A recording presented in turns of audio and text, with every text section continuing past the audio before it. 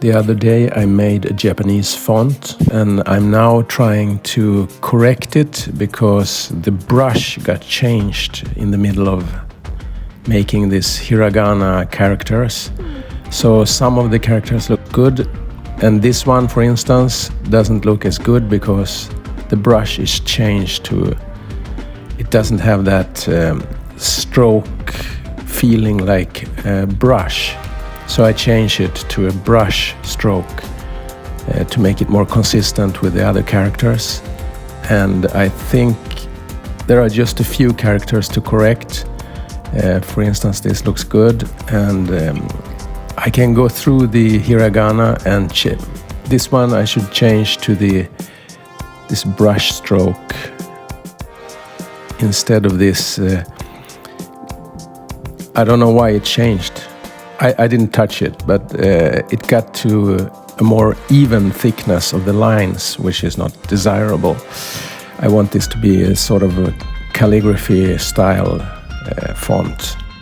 So I change the lines and mainly I replace it with a brush stroke, the better, more good-looking brush. But also some of the characters don't look as good as they should. I'm also not so good at writing these characters. I don't know why. As I learned, the stroke order when I studied Japanese was that it was from left to right and up to down. But the calligraphy stroke order, I don't know if it's different compared to the ordinary stroke order, or if it's just these small lines on the side should be from down to up instead of the other way around.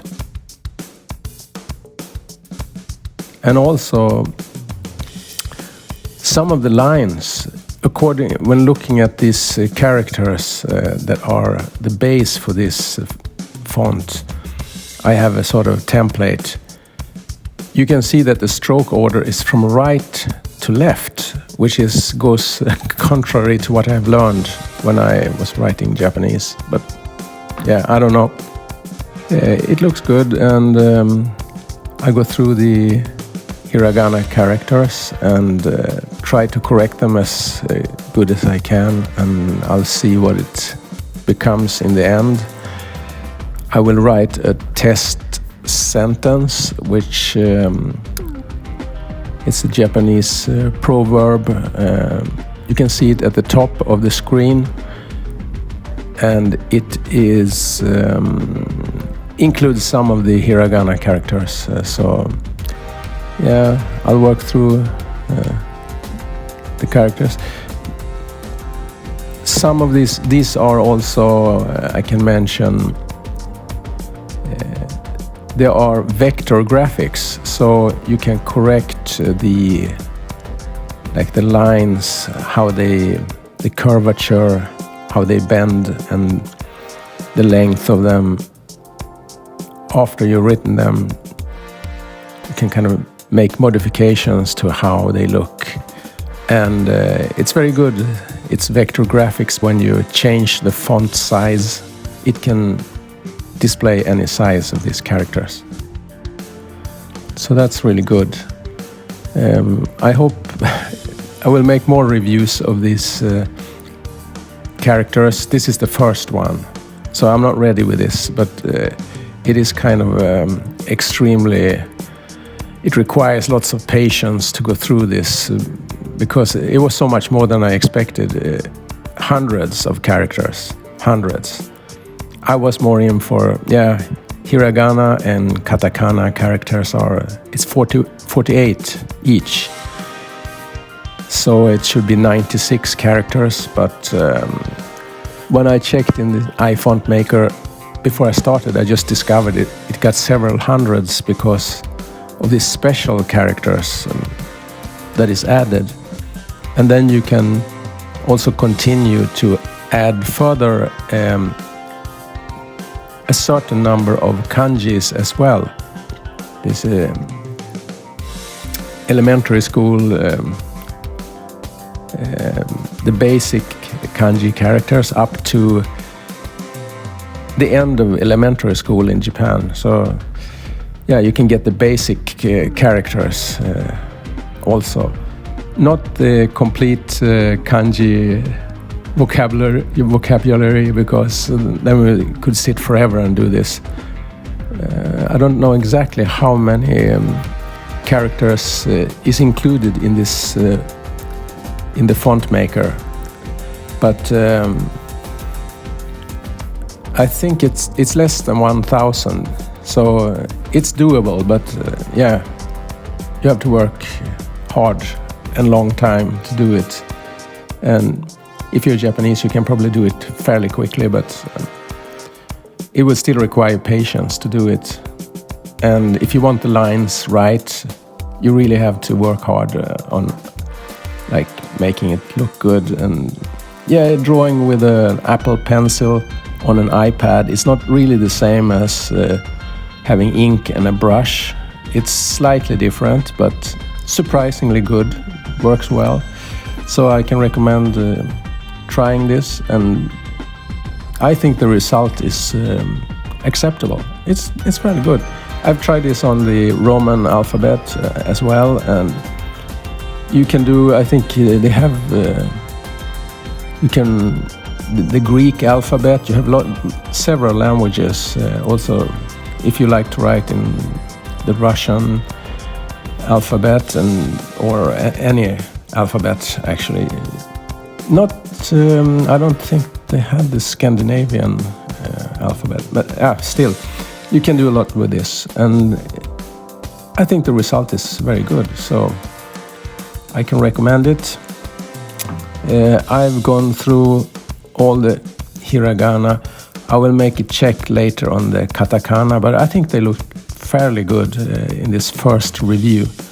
I will continue, but after I finish this, then I can write in hiragana and katakana anything in Japanese.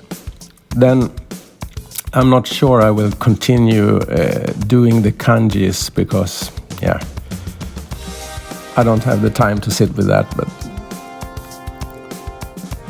perhaps I can do it in small chunks of like 10 at a time or something, and do it for a long time. But yeah, I don't know why I should do that. I'm not writing much in Japanese, so but I like the look of it, and I would like to try this brush on like the Roman alphabet as well, because it's kind of a nice calligraphic look. So I think this will look even good if you would write in English or whatever, French. It will look good with this brush. And then there's always this possibility to edit in after you finish the alphabet, you can go back and edit it. That's a really good thing to do. So now I think, let's see, I got a few more characters, and then this is finished. So it's these small lines that is difficult. Those are difficult to get right, and but you can move them around and change the length or how much they're bent, so it looks good. It's a matter of taste, what you think is the right position. I will continue to work on this font for a while and see where I'll end up.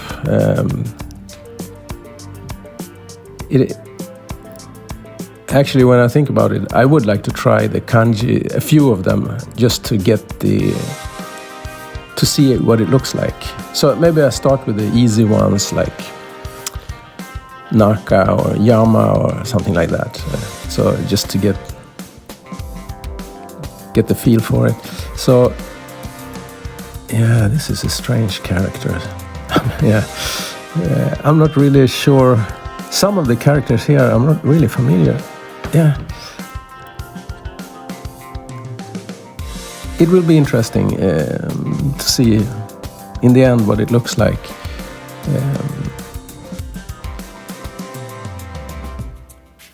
One good thing with this font is that you can select a template font to have under and then right on top of it, so you get the correct length and spacing between the characters, which would be really difficult otherwise. It's the same with any alphabet. If you write, you have to get the right spacing between the letters, and so it looks natural, like the words, and then if you have space between the words, that'd be exactly the right distance. So now we'll see here, I have this almost ready. It's these special characters, the circle, and let's see what we have here. Yeah, special characters. And then it's the katakana. It looks fairly good. Not perfect, but good enough for me this time. Yeah, some of them doesn't look that good, but I'll handle them the next time. And we'll make a check now what it looks like. So I write this Japanese proverb, which is about writing kanjis, or writing in Japanese with calligraphy. It states that these thoroughly written Buddhist teachings, they're written in very perfect calligraphy. Even in those writings there are some mistakes. So even if you're professional, even if you're the best, you can always make mistakes.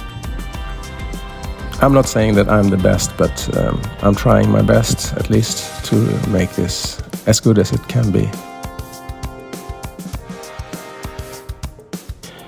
And yeah, I can recommend trying this. It's a good therapy for anyone to take the time and spend half an hour and do this, and then maybe you can get back to it a day later or 2 days later and check in on it and make small adaptations, and eventually this will be the font you would like it to be. So my ambition is to have one Japanese font that looks really good, that is handwritten by myself. And when I use the keyboard and write in Japanese, it will look nice and handwritten. So actually I'm planning on writing a short message, kind of email or something, and send it to a friend and see how they react to it, if they think it looks good or terrible. But yeah, I will work on this one. So this ri, like this character, that didn't look good in that sentence, my test sentence, the proverb. So I try to correct it and make it look as good as possible. I think the template, yeah, I don't know. I don't really follow that template because, yeah, it doesn't look exactly as I used to look at that character. So I have two separate lines rather than that they have this stroke. They're both kind of connected in the template. I have two separate lines instead. Feels more natural for me. So I think this is the only one I want to correct for this time, and then next time I'll have a closer look and see if there's something else I need to fix. And I think the good thing about this handwritten thing is it doesn't have to be perfect, because it's supposed to look handwritten. This is not a perfect representation of the characters. Like if you have an ordinary font, you can't have any mistakes. This is supposed to look like it's handwritten, so it's not supposed to be perfect, and calligraphy is not an exact science. It's more of an art. So you have the artistic freedom to make it look a bit like the way you want it to look. I think it looks fairly okay now. I think I'll go with this.